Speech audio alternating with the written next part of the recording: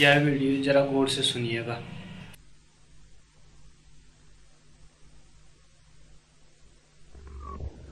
मेरे प्रिय आत्मा, एक छोटी सी घटना से मैं अपनी चर्चा शुरू करना चाहूंगा।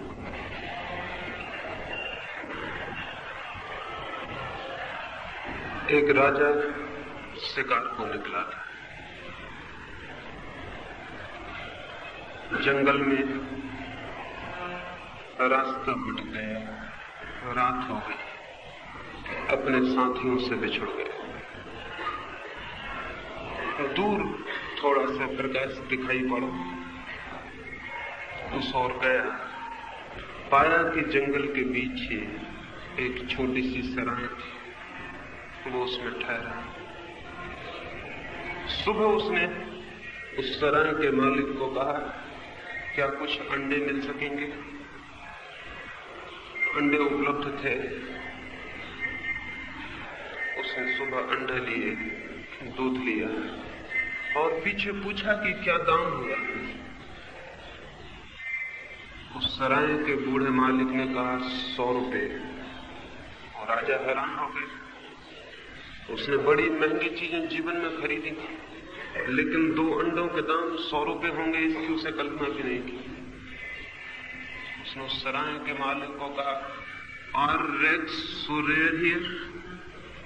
क्या अंडे इतनी मुश्किल से यहां मिलते कि 100 रुपए उनके दाम हो जाए? वो बूढ़ा मालिक हंसा। उसने कहा, eggs are not rare sir, but kings are. उसने कहा, अंडे तो मुश्किल से नहीं मिलते, लेकिन राजा बड़ी मुश्किल से मिलते। उस राजा ने 100 रुपए निकाले और दे दिए। उस बूढ़े सराय के मालिक की पत्नी बहुत हैरान हुई।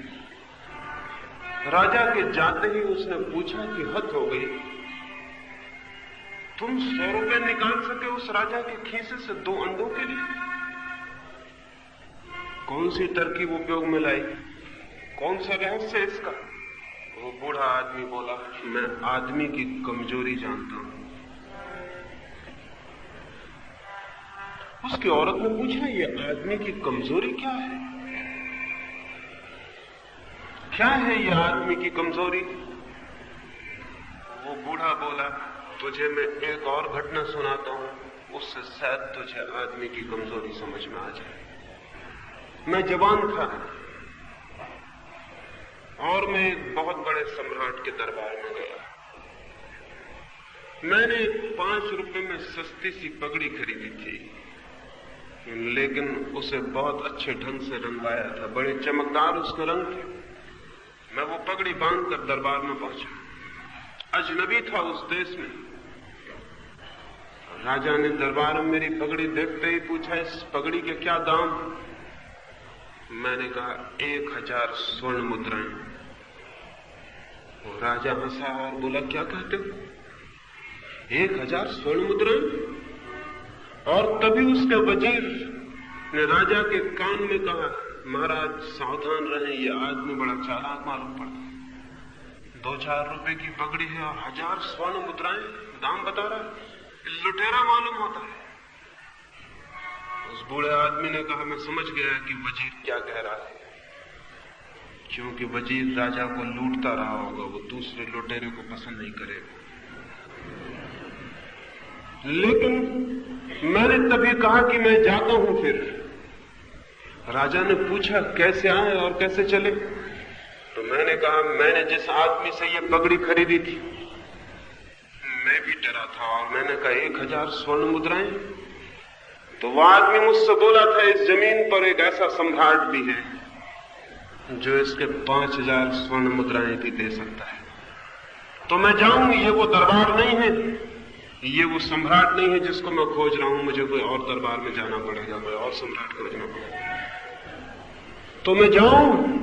उस सम्राट ने कहा, 10,000 स्वर्ण मुद्राएं से दे दी जाए, पगड़ी खरीद ली जाए। 10,000 स्वर्ण मुद्राओं में मेरी पगड़ी बिक गई।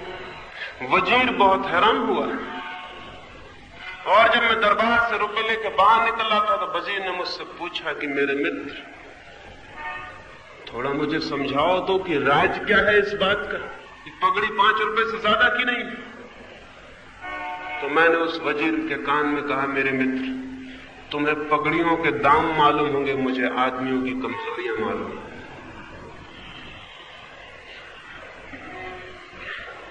ये आदमी की कमजोरी क्या है, इस पर ही आज सुबह मैं आपसे कुछ कहना चाहता हूं। और आदमी की जो कमजोरी है वही परमात्मा के मार्ग पर रुकावट है, और आदमी की जो कमजोरी है वही उसके जीवन में प्रकाश आने में बाधा है, और आदमी की जो कमजोरी है वही दीवार है जो द्वार को नहीं खोलने देती, और जीवन दुख और पीड़ा से भर जाता है, अंधकार से भर जाता है। क्या है आदमी की कमजोरी? ये क्या है? ह्यूमन वीकनेस, अहंकार आदमी की कमजोरी, दम, ईगो आदमी की कमजोरी, मैं कुछ हूं, यह आदमी की कमजोरी है। और जब तक कोई इस कमजोरी से घिरा तब तक वो किन्हीं मंदिरों की तलाश करे और किन्हीं शास्त्रों को पढ़े और कैसी ही पूजाएं करे और कैसे ही त्याग और उपवास करे, सन्यासी हो जाए और जंगलों में चला जाए, कोई फर्क न पड़ेगा। बल्कि ये कमजोरी इतनी अद्भुत है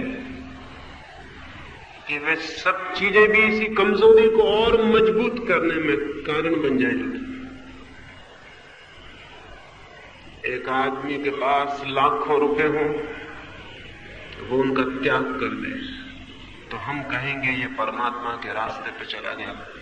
लेकिन इतनी आसान बात नहीं है परमात्मा के रास्ते पर जाना।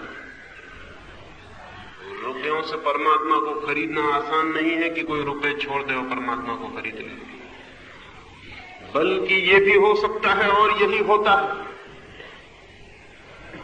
कि वो आदमी रुपए छोड़ के भी उसी कमजोरी से भरा रह जाएगा जो कमजोरी रुपयों के होते हुए थी। एक सन्यासी ने मुझसे कहा, मैंने लाखों रुपयों पर लात मार दी, 1 बार कहा, 2 बार कहा, 3 बार कहा। मेहमान था मैं उनके आश्रम में। फिर चलते वक्त मैंने उनसे पूछा, ये लात आपने कब मारी? उन्होंने कहा कोई 30 वर्ष हुए।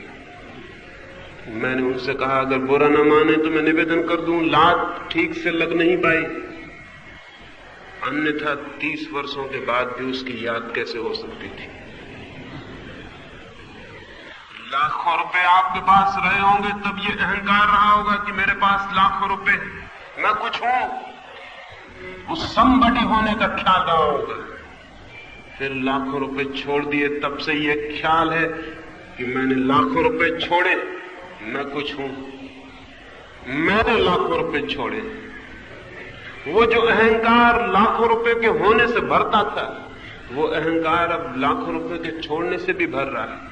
कमजोरी वहीं के वहीं, बात वहीं अटकी है, उसमें कोई फर्क नहीं आता। धन वाले का अहंकार होता है, धन छोड़ने वाले का अहंकार होता है। अच्छे वस्त्र पहनने वाले का अहंकार होता है, सादे वस्त्र पहनने वाले का अहंकार होता है। बड़े मकान बनाने वाले का अहंकार होता है, झोपड़ियों में रहने वाले का अहंकार होता है। अहंकार के बड़े सूक्ष्म रास्ते, वो न मालूम किन किन रूपों से अपनी तृप्ति कर लेता है, न मालूम किन किन रूपों से एक ख्याल पैदा हो जाता है मैं कुछ हूं। एक आदमी सारे वस्त्र छोड़ के नग्न खड़ा हो जाए, उसका अहंकार होता है कि मैं कुछ हूं। तुम जो कपड़े पहने हुए हो, तुम क्या हो? ना कुछ, मैं हूं कुछ, जिसने सब वस्त्र भी छोड़ दिया और नग्न हो गया। इसीलिए तो सन्यासियों के अहंकार को छूना गृहस्थियों के हाथ की बात नहीं। त्याग करने वाले का अहंकार इसलिए बड़ा हो जाता है कि भोग तो छीना जा सकता है, त्याग छीना भी नहीं जा सकता। मेरे पास कपड़े और उनका अहंकार है तो कपड़े तो छीने भी जा सकते हैं, लेकिन अगर मैं नंगा खड़ा हो गया तो मेरी नग्नता कैसे छीनी जा सकती है? वो संपत्ति ऐसी जिसे मुझसे कोई नहीं छीन सकता। अगर मेरे पास करोड़ों रुपए हैं तो कल नष्ट भी हो सकते हैं, खो भी सकते हैं, चोरी भी जा सकते हैं।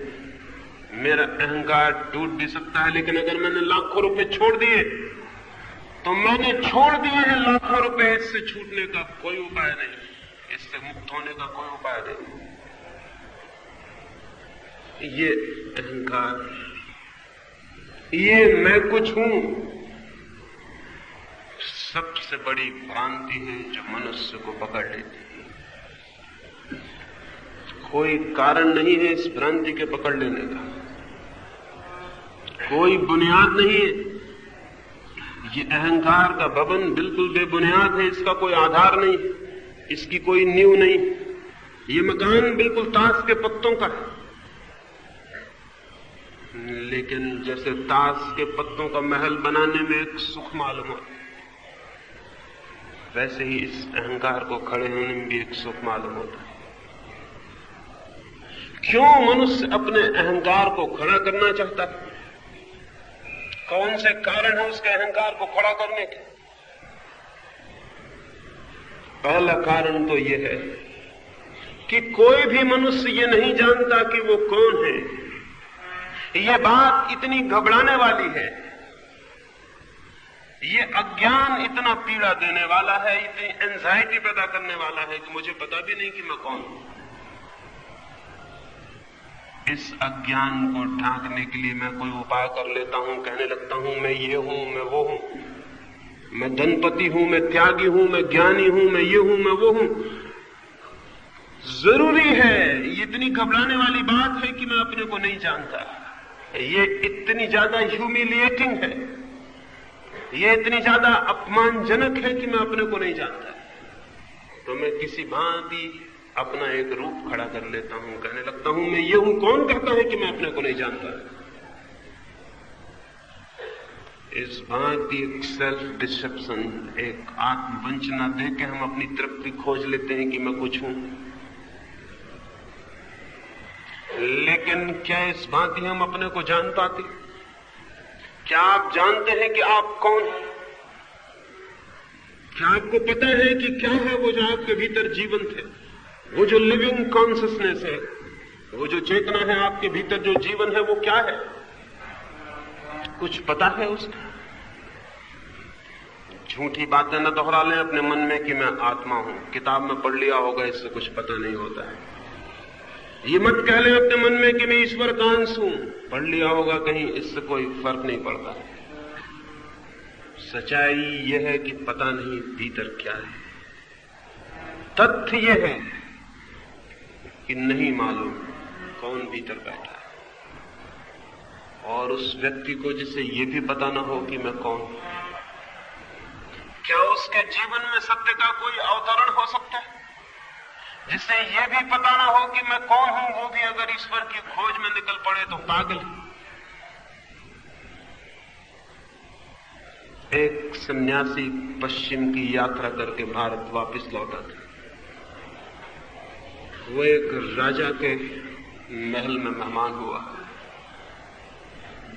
वो राजा बूढ़ा हो गया था और वर्षों से लोगों से पूछता था, जो भी सन्यासी ज्ञानी उसके गांव में आ जाते थे उनसे पूछता था, क्या मुझे ईश्वर से मिला दे सकते हो? वे ज्ञानी और त्यागी और सन्यासी गीता की, उपनिषदों की और सारे ज्ञान की बातें करते थे, लेकिन वो राजा रोक देता था कि नहीं, बातचीत मत करो, मैं तो मिलना चाहता हूं, ईश्वर से मिला सकते हो तो बोलो, हां कहो या ना कहो। निश्चित ही कौन हां कहता उससे? राजा जीत जाता था और वो सन्यासी हार जाते थे और चुप रह जाते थे। ये सन्यासी भी, नया सन्यासी भी उसके घर मेहमान हुआ। वो सुबह ही उसके पास पहुंचा और उसने कहा, एक मेरा प्रश्न है और एक ही मेरा प्रश्न है, दूसरा मेरा प्रश्न नहीं। और ये आपको जता दूं कि ये प्रश्न मैं सैकड़ों लोगों से पूछ चुका हूं और आज तक कोई उत्तर नहीं दे सका। और ये भी मैं आपको बतला दूं कि मैं बातचीत नहीं चाहता हूं, मैं ठोस उत्तर चाहता हूं। सन्यासी ने कहा, पहले प्रश्न पूछे। उस राजा ने कहा, मैं ईश्वर से मिलना चाहता हूं, मिला सकते हैं? सीधा उत्तर दें, बातचीत और सिद्धांत नहीं चाहिए। सोचा था जैसे और सन्यासी निरुत्तर रह गए थे, वो भी रह जाए। लेकिन वो बड़ा अजीब सन्यासी रहा। उसने कहा, मेरे मित्र अभी मिलना चाहते हैं या थोड़ी देर ठहर सकते हैं? राजा थोड़ा चिंतित हुआ। उसकी ये आशा न थी, अपेक्षा न थी। सोचा कि शायद कोई भूल हो गई है, शायद वो कोई ईश्वर नाम वाले आदमी की बात समझ गया। तो राजा ने कहा, माफ करें, सोचता हूं कोई भूल हो गई है, मैं परमात्मा की बात कर रहा हूं, परमात्मा से मिलने की बात कर रहा हूं, मुझसे मिला सकते हैं? उस सन्यासी ने कहा, आप अब बातचीत ना करें, ठोस उतर आए मैदान में। अभी मिलना चाहते हैं या थोड़ी देर रुक सकते हैं? बातचीत मुझे भी पसंद नहीं, अब बकवास मैं नहीं सुनूंगा। राजा थोड़ा हैरान हुआ, इतनी तैयारी उसकी भी ना थी। अगर आपको भी मैं पकड़ लूं, गर्दन से कहूं अभी मिलना है ईश्वर से, तो आप कहेंगे मैं थोड़ा घर पूछाऊं, अपने गार्जियन की सलाह ले आऊं, अपनी पत्नी से या अपने पति से पूछूं, या थोड़े अपने बच्चों से पूछ लूं, या इतनी जल्दी क्या है, फिर थोड़े दिन बाद भी हो सकता है मिलना। वो राजा थोड़ा मुश्किल में पड़ गया। जिस मुश्किल में वो दूसरे लोगों को डालता रहा था, वो मुश्किल आज उसके ऊपर ही गिर गई थी। आज मस्जिद मुल्ला के ऊपर गिर गई थी। वो बोला कि क्या मतलब है आपका? सन्यासी ने कहा, मतलब साफ है, बातचीत क्यों कर रहे हैं? आपका क्या मतलब था? ईश्वर से मिलना है ना? राजा ने कहा, मिलना तो है। थोड़ा डरा हुआ था, ईश्वर से मिलने में कोई भी डर जाएगा, क्योंकि ईश्वर के सामने खुद को खड़े करने की सामर्थ्य तभी हो सकती है जब आप खुद अपने सामने खड़े हो गए। नहीं तो बड़ा भय मालूम होगा कि मेरा जैसा आदमी ईश्वर के सामने खड़ा होगा तो क्या स्थिति बनेगी, कैसा दीनहीन हूं। इस शकल को लेके, इस आदमी को लेके ईश्वर के सामने कैसे जाऊं? उसकी किरणें तो छेद देंगी और पार कर देंगी, और मेरे भीतर जो सारी कुरूपता है, जो अगलीनेस है, वो उघड़ के बाहर आ जाएगी।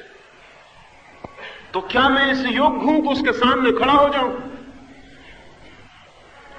आंखें मजबूत चाहिए सूरज की तरफ देखने के लिए, नहीं तो आंखें जब जाएंगी। और प्राण भी मजबूत चाहिए परमात्मा के समक्ष खड़े होने, नहीं तो अंधापन पैदा हो जाएगा। वो घबराया, लेकिन खुद ही प्रश्न पूछा था, इसलिए मजबूरी थी। उसने कहा कि हाँ, अब आप कहते हैं तो अभी ही मिला दें। ऐसे वो बहुत सुस्त हो गया था और घबरा गया था और डरा हुआ था कि अब क्या होने वाला है, यह आदमी बहुत गड़बड़ मालूम होता है। उस सन्यासी ने कहा, इतने भयभीत न हो, क्योंकि ईश्वर मिलने को राजी भी हो जाए तो शायद आप खुद अभी राजी नहीं है। एक छोटा सा कागज ले लें और इस पर लिख दें कि आप कौन है, ताकि मैं पहुंचा दूं ईश्वर के पास। राजा ने कहा, ये तो ठीक है, मुझसे भी कोई मिलने आता है तो मैं पूछ लेता हूं, नाम, ठिकाना, पता, कौन हो, क्या हो। हर किसी से तो मैं भी नहीं मिलता हूं। राजा ने लिखा उस कागज पर अपना नाम, लिखा कि मैं फला राज्य का मालिक हूं, फला महल में रहता हूं, ये वो सब बातें लिखी। बड़ी उपाधियां थी उसकी, बड़ी पदवियां थी, वो सब लिखी। और वो कागज सन्यासी के हाथ में दिया। वो सन्यासी हंसने लगा और उसने कहा, बड़े झूठे हैं आप, अपना पता लिखे, ये सब क्या लिखा हुआ है? राजा ने कहा, शक मुझे पहले ही हो गया था कि मैं किसी पागल से मिल रहा हूं। जब तुमने कहा कि अभी मिलना चाहते हो या थोड़ी देर ठहर सकते हो, तभी संदेह उठा था। अब संदेह मजबूत हो गया, ये मेरा पता है, ये मैं हूं राजा इस नगर का। ये तुम्हें पता नहीं, मेरे महल में ठहरे हो और कहते हो मैं झूठ बोल रहा हूं। सारे नगर की गवाही खड़ी कर सकता हूं कि मैं राजा हूं। सन्यासी ने कहा, इससे कोई फर्क नहीं पड़ सकता। हो सकता है तुम्हारा पूरा नगर झूठ बोलने वालों का नगर हो सकता है तुम सबसे बड़े झूठ बोलने वाले हो, इसलिए छोटे झूठ बोलने वाले तुम्हारे पक्ष में खड़े हो जाएं। इससे फर्क नहीं पड़ता। ये सवाल नहीं है, किसी की गवाही और विटनेस लाने की जरूरत नहीं है। मैं तुमसे ये पूछता हूं, तुम आज राजा हो, कल अगर राजा न रह जाओ, कल अगर भिखारी हो जाओ, तो तुम्हारे भीतर कुछ बदल जाएगा या तुम ही रहोगे? उस राजा ने कहा, इससे क्या फर्क पड़ता है, मेरा राज्य चला जाए और मैं भिखारी भी हो जाऊं तो भी मैं ही रहूंगा। राज्य न रहेगा, संपत्ति न रहेगी, लेकिन मैं ही रहूंगा। तो सन्यासी ने कहा, एक बात तय हो गई कि राजा होना तुम्हारा अनिवार्य परिचय नहीं, एसेंशियल परिचय नहीं है। राजा तुम न रह जाओ तो भी तुम रहते हो और बदलते नहीं, तो फिर तुम कुछ और हो राजा होने से। राजा होने में ही तुम समाप्त नहीं हो जाते। सन्यासी ने पूछा, ये तुम्हारा जो नाम है, अगर दूसरा नाम रख दिया जाए तुम्हारा तो तुम बदल जाओगे। राजा ने कहा, नाम के बदलने से क्या होता है, नाम कोई भी हो, मैं ही रहूंगा। उस सन्यासी ने कहा, तब ये भी तय हो गया कि नाम भी तुम्हारी सत्ता का अनिवार्य हिस्सा नहीं, एसेंशियल पार्ट नहीं, नॉन एसेंशियल है, सारभूत नहीं, आवश्यक नहीं। नाम कुछ और भी हो सकता है, आ से बा हो सकता है, बा से सा हो सकता है, उससे कोई फर्क नहीं पड़ता, तुम रहते हो, इसलिए नाम भी तुम्हारा परिचय ना रहा। फिर तुम्हारा परिचय क्या है, अब मैं दोबारा पूछ रहा हूं। उस राजा ने कहा, तब तो मैं मुश्किल में पड़ गया। जरूर इन चीजों से अलग मैं हूं, लेकिन फिर मैं क्या हूं मुझे कुछ भी पता नहीं। उस सन्यासी ने कहा, तो जाओ, लौट जाओ। जिस दिन ये जान सको कि तुम कौन हो, उस दिन आ जाना। उस दिन मैं खबर कर दूंगा। अभी मैं क्या कहूं कि कौन मिलने को आया है? आखिर परमात्मा से मैं क्या कहूं कि कौन मिलने को आया है? किसकी खबर करूं? तो जिस दिन तुम्हें पता चल जाए कि तुम कौन हो, लौट आना और मैं तुम्हें परमात्मा से मिला दूंगा। सन्यासी की बात तो यहीं खत्म हो गई थी, लेकिन अगर वो राजा मुझे मिल जाए तो उससे मैं ये कह दूं कि जिस दिन तुम जान लोगे कि तुम कौन हो, उस दिन तुम्हें किसी के पास जाने की जरूरत नहीं रह जाएगी, क्योंकि वो जो तुम्हारे भीतर बैठा है वही परमात्मा है। जिस दिन उसे जान लोगे उस दिन और कोई परमात्मा की खोज की जरूरत नहीं है। और जिस दिन अपने भीतर जो है वो दिखाई पड़ जाएगा, उसी दिन वो भी दिखाई पड़ जाएगा जो सबके भीतर है। समुद्र की बूंद को हम जान लें तो पूरा समुद्र जान लिया जाता है। सूरज की एक किरण को हम पहचान लें तो प्रकाश के अनंत अनंत स्रोत भी पहचान लिए गए। और अपने भीतर चेतना का एक दिया भी समझ में आ जाए तो वो सबके भीतर जो व्याप्त है, मनुष्यों में, पक्षियों में, पौधों में, पत्थरों में, सब तरफ जो जीवन व्याप्त है वो जीवन भी पहचान लिया गया, उसका एक अंग पहचान लिया गया, वो सारा जीवन पहचान लिया गया। इसलिए जो खुद को जान ले उसे खुदा को जानने के लिए कुछ भी बाकी नहीं रह जाता है। वो राजा और उसकी बात मैंने आपसे कही, क्या वही बात आपकी भी अपनी नहीं है? और क्या अच्छा न होगा कि उस राजा को छोड़ दूं और आपको पकड़ लूं और चर्चा राजा की हट जाए और आपकी आ जाए? क्या आप भी अपने को जानते हैं? नाम जानते होंगे, घर जानते होंगे, पिता का नाम जानते होंगे, पदवियां उपाधियां जानते होंगे, डिग्रियां जानते होंगे, ये हूं वो हूं जानते होंगे। ये सारा परिचय वस्त्रों से ज्यादा गहरा नहीं है, कपड़ों से ज्यादा गहरा नहीं है। कपड़ों के भीतर कौन छिपा है? नहीं, कपड़ों से ज्यादा हमारी कोई पहचान नहीं है। एक महाकवि को एक सम्राट ने आमंत्रित किया था भोजन के लिए।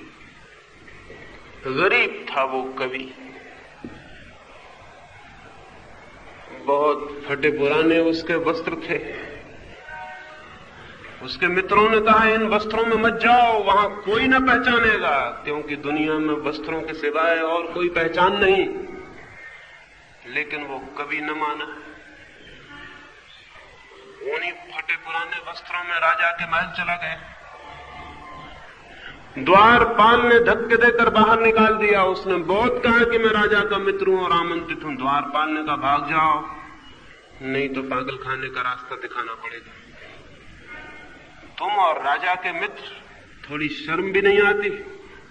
जरा अपनी शक्ल किसी दर्पण में देखो जाकर। मजबूरी उसे वापस लौटाना पड़ा। मित्रों ने कहा तुम गलती में हो। वस्त्र पहचाने जाते हैं, वस्त्रों के सिवाय आदमी की कोई पहचान नहीं। तो हम तुम्हारे लिए वस्त्र ले आते हैं। वो वस्त्र ले आए कहीं से मांगकर, सुंदर बहुमूल्य। उस कवि ने उन्हें पहना और वो वापस पहुंचा। वही द्वारपाल जिसने धक्के दिए थे, पैरों तक झुक कर उसने प्रणाम किया और कहा आए, भीतर आए। भागा हुआ राजा को खबर दी।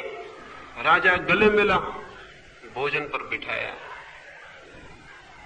तो उस कवि ने भोजन का पहरा कौर लिया और अपने वस्त्रों को खिलाने लगा, अपनी पगड़ी को, अपने कोट को, और कहने लगा पगड़ी खाओ, कोट खाओ। राजा ने कहा बड़ी अजीब आदतें हैं आपके भोजन की, ऐसी आदतें तो कभी देखी नहीं। उस कवि ने कहा मैं तो पहले भी आया था इस द्वार पर, लेकिन वापस लौटा दिया गया। अब जो आए हैं वो वस्त्र हैं, जिनके कारण मैं भीतर आया हूं। उनको भूल जाऊं और भोजन न कराऊं तो बड़ी अकृतज्ञता होगी। ये वस्त्र ही आए थे, मैं तो पहले भी आया था, लौटा दिया गया। इसलिए अब मेरे आने न आने का कोई मतलब नहीं है। इन वस्त्रों को खिलाना जरूरी है। वस्त्र नाराज हो जाएं तो बड़ी कठिनाई हो जाएगी। हमारी सारी पहचान वस्त्रों की है, अपने संबंध में भी, दूसरों के संबंध में भी। और इन वस्त्रों की पहचान का जो केंद्र है वही अहंकार है, वही ईगो है।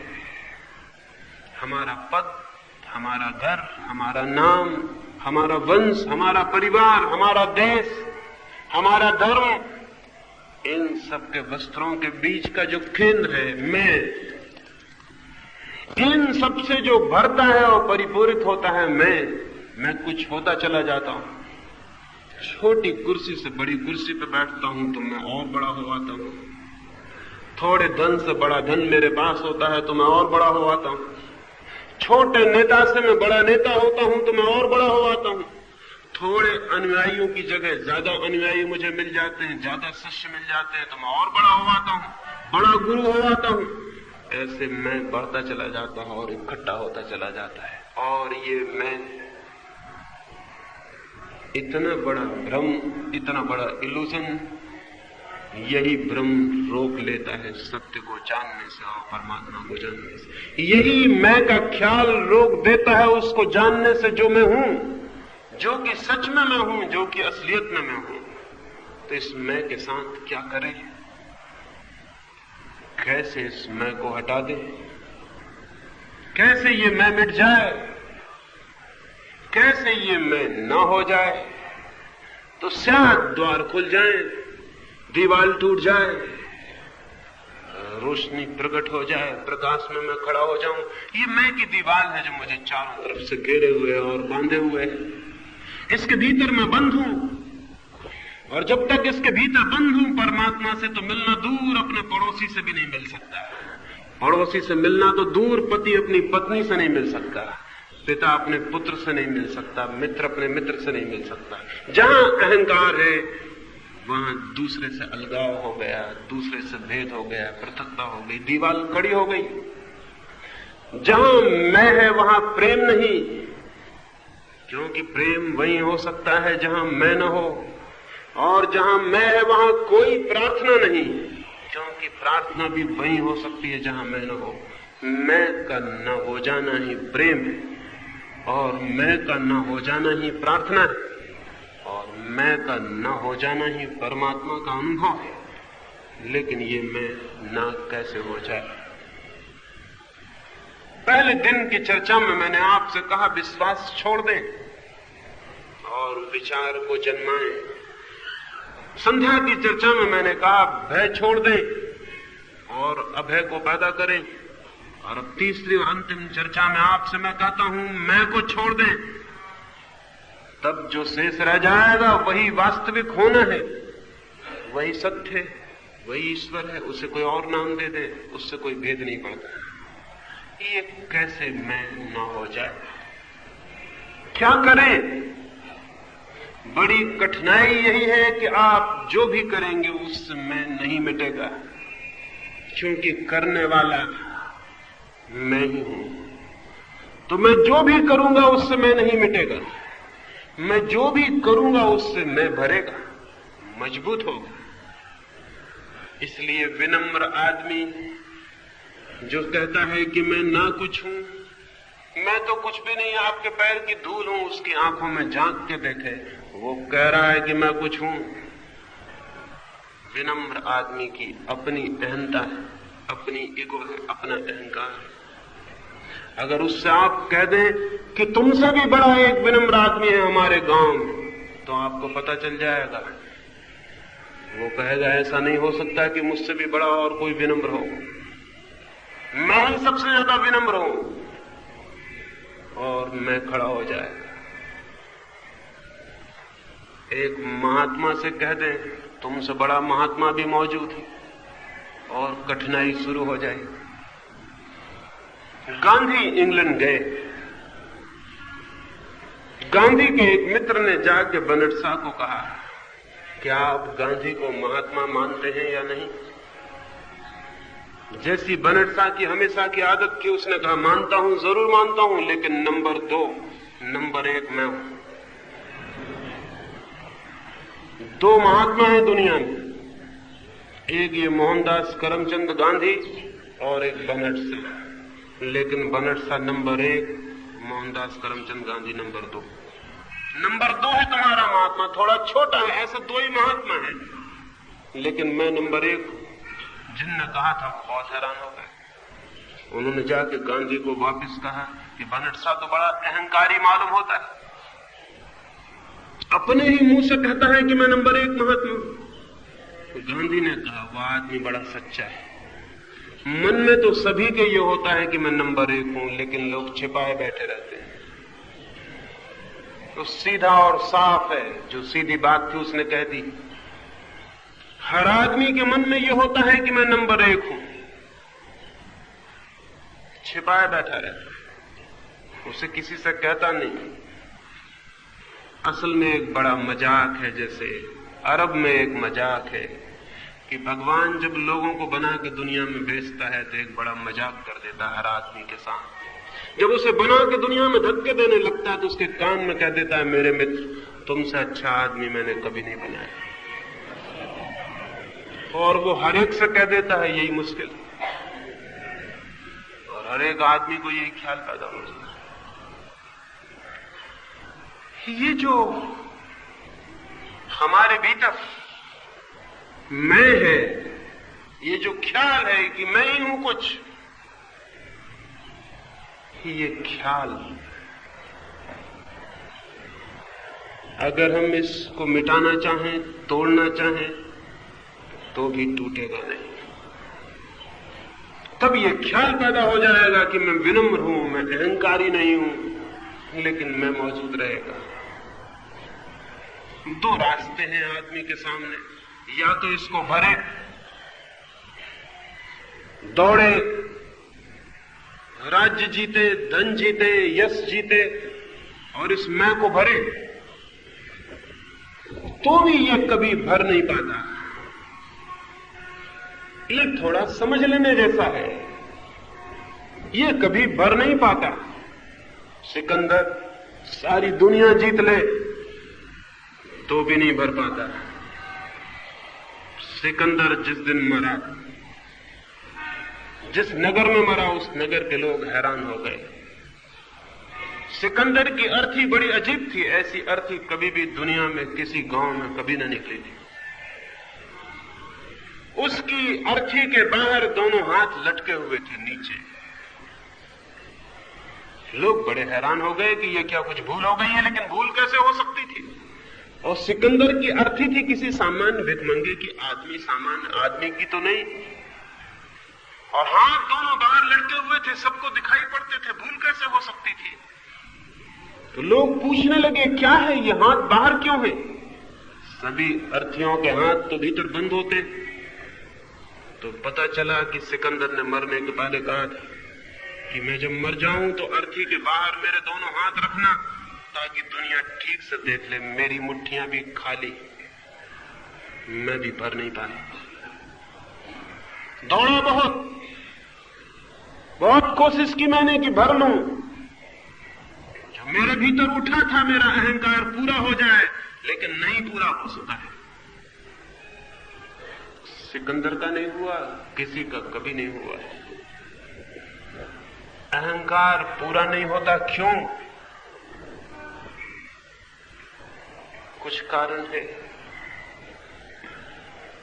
एक फकीर के पास एक युवक पहुंचा और उसने कहा कि मैं चाहता हूं कि या तो मेरा अहंकार पूरा हो जाए तो छुटकारा मिले, और या फिर अहंकार से छुटकारा हो जाए, दो में से कोई भी रास्ता बता दे। या तो अहंकार से मुक्त हो जाऊं तो ठीक, ये पीड़ा छूटे, ये दुख लाने वाला बिंदु, ये वेदना का केंद्र, ये कष्ट का मध्य बिंदु अलग हो जाए। यही तो पीड़ा लाता है 24 घंटे, संघर्ष लाता है, हिंसा लाता है, कॉन्फ्लिक्ट लाता है। तो या तो इससे छूट जाऊं, और या फिर ये पूरा ही भर जाए, ये जो चाहता है वो पूरा हो जाए, दो में से कोई भी रास्ता बता दूं। उस फकीर ने कहा आज रास्ता बता ही दूंगा, लेकिन देखने के लिए आंखें चाहिए। और वो अपने पास के झोपड़े के कुएं पर गया, वो युवक उसके साथ गया, और उसने कहा देखने के लिए आंख चाहिए। तो वो गौर से देखता रहा। उसने एक बहुत बड़ा ढोल उठाया, कुएं के किनारे रखा, और बाल्टी कुएं में डाली, बाल्टी भरी और ढोल में डाली, दूसरी बाल्टी भरी ढोल में डाली, तीसरी भरी ढोल में डाली। लेकिन ढोल नीचे से बेपेंदी का था, बॉटमलेस, उसमें कोई नीचे पेंदी नहीं थी। वो पानी नीचे से निकलता गया। वो लड़का खड़ा देखता था। 2-4 बाल्टी तक तो उसने बर्दाश्त किया, और उसने कहा ठहरिए, आप पागल तो नहीं? जिस ढोल को आप भर रहे हैं उसमें नीचे कोई पेंदी नहीं, वो दोनों तरफ से खुला हुआ है। आप भर भर के हैरान हो जाएंगे, वो न भरेगा। तो उस फकीर ने कहा बस लौट जाओ, अगर दिखाई पड़ गया हो तो देख लेना।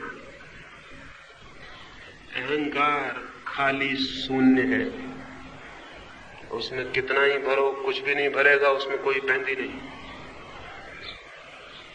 अहंकार एम्प्टीनेस, अहंकार है नथिंगनेस, ना कुछ, हवा, खाली जगह। उसमें भरो कुछ भी ना भरेगा, कितना ही भरो, सारी दुनिया डाल दो उसमें, भर के पाओगे वो खाली है। उस फकीर ने कहा तुझे ये तो दिखाई पड़ गया कि ये पागलपन है।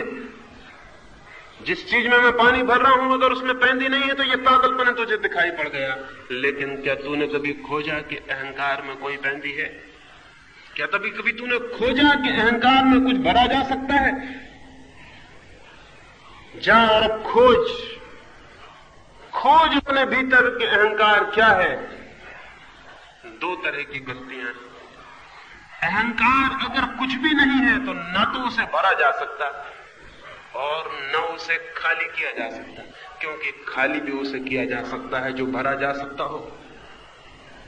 इस बात को मैं फिर से दोहराता हूं, खाली वही चीज की जा सकती है जो भरी जा सकती हो। जब अहंकार भरा ही नहीं जा सकता तो उसको खाली भी नहीं किया जा सकता। 2 तरह की नासमझियां हैं जो दुनिया में चलती है। अहंकार भरने की नासमझिए और अहंकार खाली करने की नासमझिए। एक का नाम भोग है, एक का नाम त्याग है, दोनों नासमझियां हैं। फिर अहंकार के साथ क्या किया जा सकता है? जो पहली चीज की जा सकती है वो ये कि उसे खोजा जा सकता है कि वो है भी या नहीं।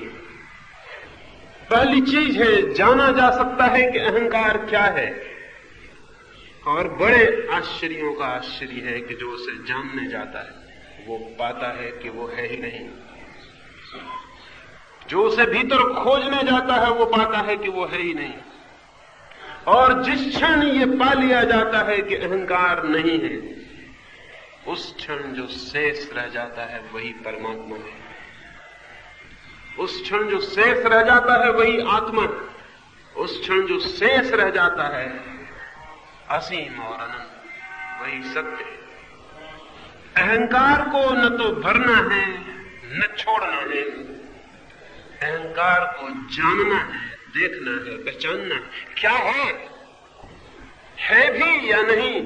कहीं ऐसा तो नहीं है कि मैं किसी छाया से लड़ रहा हूं, कहीं ऐसा तो नहीं है मैं किसी छाया का पीछा कर रहा हूं, कहीं ऐसा तो नहीं है कि मैं कोई सपने में हूं, कहीं ऐसा तो नहीं है कि मैं नींद में हूं और जिस चीज को भरने या निकालने की कोशिश में लग गया हूं वो है ही नहीं।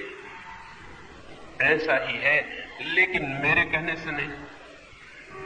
तो भीतर जाके देखने की बात है, खोजने की बात है कि ये अहंकार कहां है। कभी खोजा आपने? कभी दो क्षण एकांत में बैठ के भीतर जाके खोज की कि ये अहंकार क्या है जो मुझे पागल किए हुए है, दौड़ा रहा है, दौड़ा रहा है, दौड़ा रहा है। और एक सीमा पर जब मैं थक जाता हूं, परेशान हो जाता हूं, तो उल्टी दौड़ शुरू होती है, छोड़ने की दौड़ शुरू होती है, छोड़ने की दौड़ शुरू होती है। लेकिन ये है क्या? कौन सी है जगह ये अहंकार? एक सन्यासी भारत से चीन गया था कोई 1400 वर्ष पहले।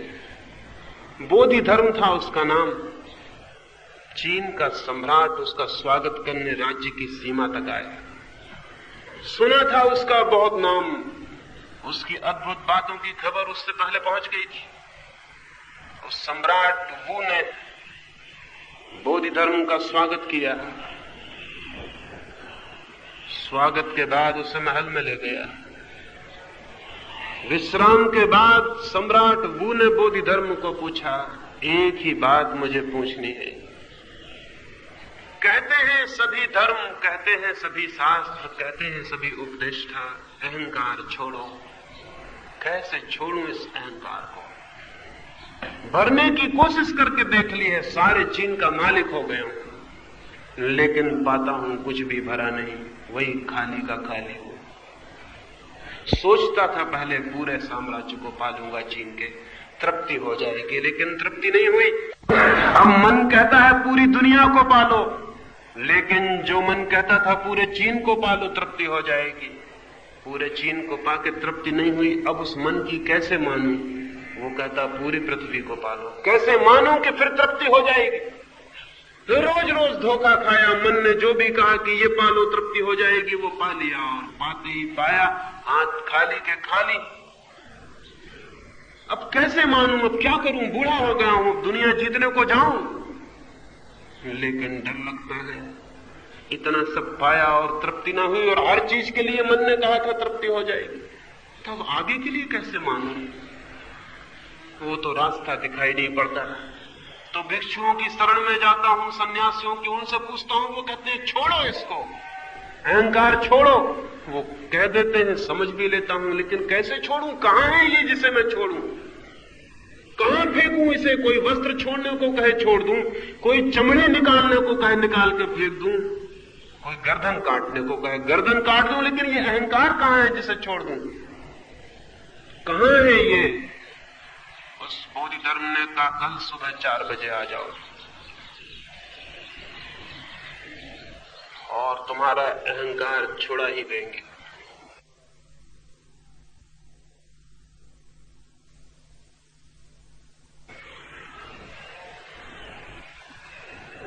वो सम्राट वो लौटा, सोचने लगा कैसे छुड़ा देगा ये। सीढ़ियां उतरता था, तब बोधि धर्म ने कहा लेकिन ख्याल रहे अकेले मत आ जाना, अहंकार को भी साथ ले आना। यही कठिनाई तो उसकी भी थी, वही बात फिर खड़ी हो गई। कहां है ये अहंकार? रात भर जागता रहा, सोचता रहा, क्यों कहा इस भिक्षु ने कि अकेले मत आना, अहंकार को भी साथ ले आना। सुबह 4 बजे आया। आते ही बोधि धर्म ने पूछा, आ गए लेकिन अकेले मालूम पड़ते हो, कहां है वो अहंकार? कहां है?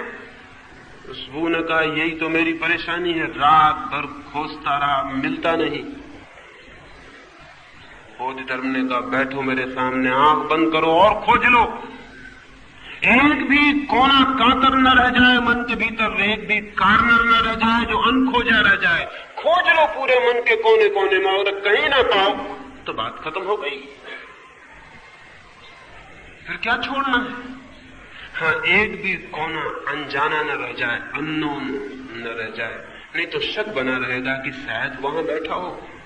तो बैठो और जाओ भीतर, खोजो और खोजो। और मैं डंडा लिए तुम्हारे सामने बैठा हूं, मिल जाए तो खबर कर देना, वहीं उसकी हत्या कर दूंगा। उस अंधेरी रात, उस सुबह की पहाड़ी जीप पर अकेला वो राजा उस पागल बौद्ध धर्म के सामने बैठ गया। डर तो उसे लगने लगा कि कहीं ये डंडा किस लिए बैठा लिए हुए है और ये क्या करेगा। उसने आंखें भीतर बंद की।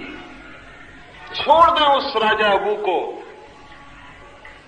देखें खुद अपने भीतर ही समझ लें कि आप ही बैठ गए और आंख बंद कर ली और मैं डंडा लिए आपके सामने बैठा हुआ हूं और आप खोज रहे हैं भीतर इस अहंकार को कि ये कहां है। खोजें, जितना खोजेंगे उतना ही पाएंगे कि वो नहीं है। जितना खोजेंगे उतना ही पाएंगे वो इवेपोरेट हो गया, वाष्पीभूत हो गया, वो कहीं मिलता नहीं, वो है ही नहीं। मिलेगा कैसे? वो होता तो मिल सकता था। इस भीतर खोजने की जो प्रक्रिया है उसी का नाम ध्यान है। परमात्मा को नहीं खोजा जाता है, परमात्मा की कोई खोज नहीं हो सकती। खोजा जाता है अहंकार को। जागरूक होकर, अवेयरनेस से, होश से भर के भीतर कोने कोने में देखना है कहां है ये। वहां मिलेंगे विचार, वहां मिलेंगी वासनाएं, वहां मिलेंगी कल्पनाएं, स्मृतियां, लेकिन अहंकार नहीं मिलेगा। और तब ये दिखाई पड़ेगा कि जैसे कोई आदमी एक हाथ में मसाल ले ले और जोर से घुमाए तो एक अग्निवृत्त, एक फायर सर्कल दिखाई पड़ने लगता है, जो होता नहीं, सिर्फ दिखाई पड़ता है। मसाल हाथ में लेके कोई घुमाता है जोर से तो एक अग्नि का वृत्त दिखाई पड़ता है, गोल अग्नि का सर्कल दिखाई पड़ता है। वो कहीं है नहीं, लेकिन मसाल इतनी तेजी से घूमती कि एक गोल वृत्त का भ्रम पैदा कर देती है। हाथ धीमे घुमाए, हाथ रोक ले तो दिखाई पड़ जाता है अग्नि वृत्त कहीं भी नहीं था, थी सिर्फ मसाल। तेजी से घूमने से मालूम होता था वृत्त है। मन के भीतर विचार, कल्पनाएं, कामनाएं, इच्छाएं इतनी तेजी से घूमती, इतनी तेजी से घूमती कि उनके तेजी के घूमने की वजह से एक सर्कल मालूम पड़ता है और वो सर्कल ही मालूम पड़ता है मैं, अहंकार। लेकिन जब भीतर जाके देखना शुरू करेंगे, शांत भीतर खोजना शुरू करेंगे तो टुकड़े टुकड़े विचार दिखाई पड़ेंगे, कहीं कोई सर्कल दिखाई नहीं पड़ेगा। तो पता चलेगा विचार हैं, इच्छाएं हैं, कामनाएं हैं, लेकिन मैं कहां हूं? मैं तो नहीं हूं। और बड़े मजे की बात है, बहुत गहरे अर्थ की, कि जैसे ही ये दिखाई पड़ जाए कि मैं नहीं हूं, केंद्र टूट गया, केंद्र बिखर गया, बदली की भांति धुआं फैल गया। जीवन जिस पर हम चलाते थे, बांधते थे, वो बिखर गया। तब उस बिखरे हुए धुएं के नीचे ही वो भूमि मिल जाएगी जो आत्मा की है। इस धुएं में जब तक जो घिरा है, इस झूठे व्रत में जब तक जो बंधा है, नीचे आंख नहीं जाती, नीचे दृष्टि नहीं जाती, ये उखड़ जाए, विलीन हो जाए और ये दिखाई पड़ जाए कि मैं तो नहीं हूं, तब इतनी गहन शांति उत्पन्न होती है, इतनी टोटल साइलेंस, क्योंकि सारा उपद्रव, सारी अशांति मैं की है। वो दिखाई पड़ जाए मैं नहीं हूं तो एकदम सब शांत हो जाता भीतर, सब मौन, सब चुप। उस मौन में, उस चुप्पी में, उस शांति में, उस साइलेंस में उसका अनुभव होना शुरू होता है जो अज्ञात है, अननोन। वही परमात्मा है। उस शांति में ही वो जाना और पहचाना जाता है। अहंकार अशांति है, अहंकार अज्ञान है। नहीं है जहां अहंकार, वहां वो है, जो वस्तुता है। तो न तो छोड़ना है, न भरना है, न बनाना है, न मिटाना है, बल्कि जानना है। धर्म है जानना, ज्ञान, चेतना। जितनी तीव्र रूप से मेरी कॉन्शियसनेस, मेरी अवेयरनेस, मेरी चेतना जागती और खोज करती, जितने जोर से मैं बोध के दिए को लेकर भीतर जाता हूं और खोजता हूं, उतना ही नहीं पाया जाता वो जो मेरी पीड़ा थी, जो मेरा बंधन था, जो मेरी दीवार थी। एक अंतिम छोटी बात और चर्चा में पूरी करूंगा। गिर जाती है जहां ये दीवार, वहीं हम सबसे जुड़ जाते हैं। गिर जाता है जहां ये भ्रम मेरे अलग और पृथक होने का, वहीं सागर से बूंद का मिलन है, वहीं व्यक्ति से समष्टि का मिलन। एक छोटी सी कहानी अंत में कहूं। एक सम्राट का जन्मदिन था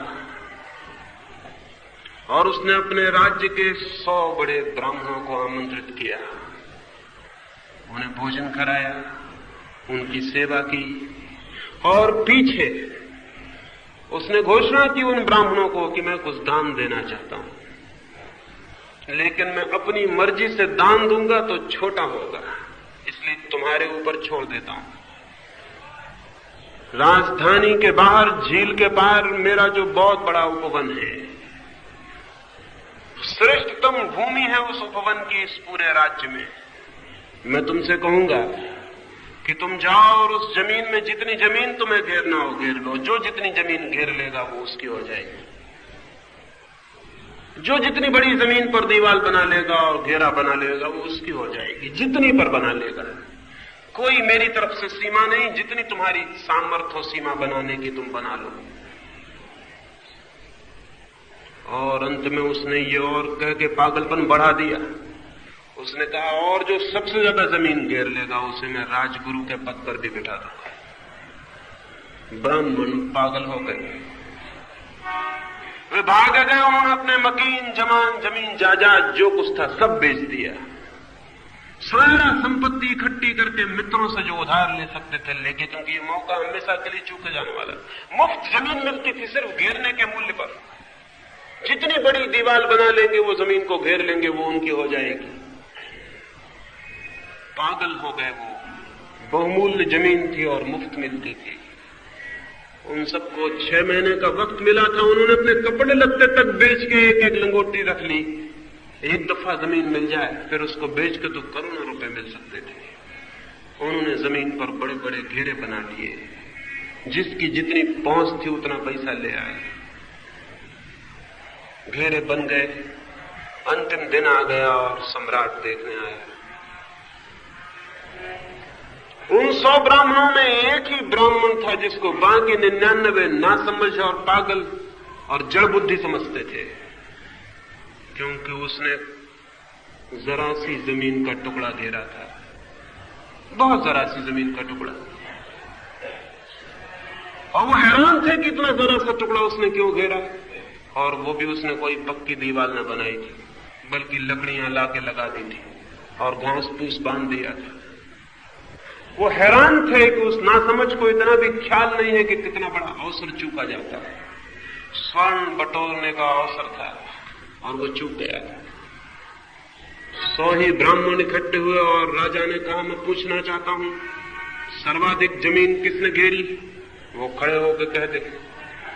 सबके हैरानी का ठिकाना ना रहा। वो गरीब ब्राह्मण जिसने सबसे थोड़ी जमीन घेरी थी खड़ा हो गया और उसने कहा कि मैं राजगुरु के पद पर अपने को घोषित करता हूं, मैंने सर्वाधिक जमीन घेरी। सारे लोग हंसने लगे कि इसका दिमाग मालूम होता है खराब हो गया। लेकिन दावा किया गया था तो राजा को देखने जाना पड़ा। राजा भी चिंतित तो हुआ, क्योंकि उसे पता चल चुका था कि वही सबसे कम घेरा। और उसकी जमीन पर पहुंचकर तो और सारे लोग हंसने लगे। कल तक तो वहां उसने जो घास फूस की बागुड़ लगाई थी, रात उसमें भी आग लगा दी थी। अब वहां कोई भी घेरा नहीं था। उस ब्राह्मण से राजा ने कहा, कहाँ है तुम्हारा घेरा? उस ब्राह्मण ने कहा, मैं कितना ही घेरता तो घेरा छोटा होता है। मन कहता और बड़ा घेरो, छोटा ही होता वो घेरा, आखिर जो भी घिरा होगा वो छोटा ही होगा, उसका घेरा होगा। तो फिर मैंने सोचा कि मैं घेरा तोड़ दूं, तो फिर मेरा घेरा सबसे बड़ा हो जाएगा। तो रात मैंने आग लगा दी घेरे में, और अब मैं दावा करता हूं कि मेरी जमीन सबसे बड़ी है, क्योंकि उस पर कोई घेरा नहीं। राजा उसके पैरों पर गिर पड़ा और उसने कहा, ये 99 व्यवसायी हैं, ब्राह्मण तू अकेला है। क्योंकि जो घेरों में आग लगा देता है उसका संबंध असीम से हो जाता है, और जो सीमा बांधता है वो सीमित से बन जाता है। एक ही सीमा है अहंकार की, चाहे किसी ने थोड़ा बनाया हो, किसी ने थोड़ा बड़ा, किसी ने और थोड़ा बड़ा। अहंकार की भूमि पर सीमाएं हैं। एक दरिद्र की छोटी झोपड़ी है और एक सम्राट का बहुत बड़ा महल है, और एक दरिद्र के पास छोटी सी जमीन का टुकड़ा है और एक सम्राट के पास सारी पृथ्वी हो सकती है। लेकिन जहां घेरा है वही सीमा है, और जहां सीमा है वहां असीम से पृथक्करण। क्या ख्याल में ये बात आ जाए तो उस घेरे में आग लगा दी जा सकती है, और उस घेरे में आग लगा के कोई हारता नहीं, खोता नहीं, बल्कि असीम का मालिक हो जाता है। जो सीमित को छोड़ने का साहस करते हैं वे असीम के पाने के अधिकारी और मालिक हो जाते हैं। जो तुच्छ को छोड़ने की हिम्मत करते हैं वे विराट की संपदा के प्रभु हो जाते हैं। जो अपने को खोने को तैयार हैं वे परमात्मा को पाने के अधिकारी हैं। आज की अंतिम चर्चा में मैंने एक ऐसी चीज को खोने के लिए आपसे कहा है जो वस्तुता नहीं है। उस नहीं को जो खो देता है वो उसको पा लेता है जो वस्तुता है, और जो उस नहीं के साथ बंधा रहता है वो उस वस्तुता जो है, जिसका वस्तुता अस्तित्व है, जिसका ऑथेंटिक एग्जिस्टेंस है, वही जिसे हम परमात्मा कहते हैं, उसे पाने से सदा के लिए वंचित हो जाता है। उसके द्वार खुले हैं, हमारे द्वार बंद हैं। उसका सागर मौजूद है, हमारी बूंद खोने को तैयार नहीं। लेकिन स्मरण रखें, जब बूंद सागर में अपने को खोती है तो कुछ खोती नहीं है, सिर्फ बूंद होना खो जाता है और पूरे सागर को पा लेती है। तो अंतिम रूप से ये निमंत्रण देता हूं, बूंद को खो जाने दें ताकि सागर के मालिक हो जाएं, वही सागर प्रभु। मेरी बातों को इतनी शांति और प्रेम से सुना, उससे बहुत बहुत अनुग्रहित हूं, और अंत में सबके भीतर बैठे परमात्मा को प्रणाम करता हूं। मेरे प्रणाम स्वीकार करें। अगर यह वीडियो आपको अच्छी लग रही हो तो वीडियो को लाइक और चैनल को सब्सक्राइब करें।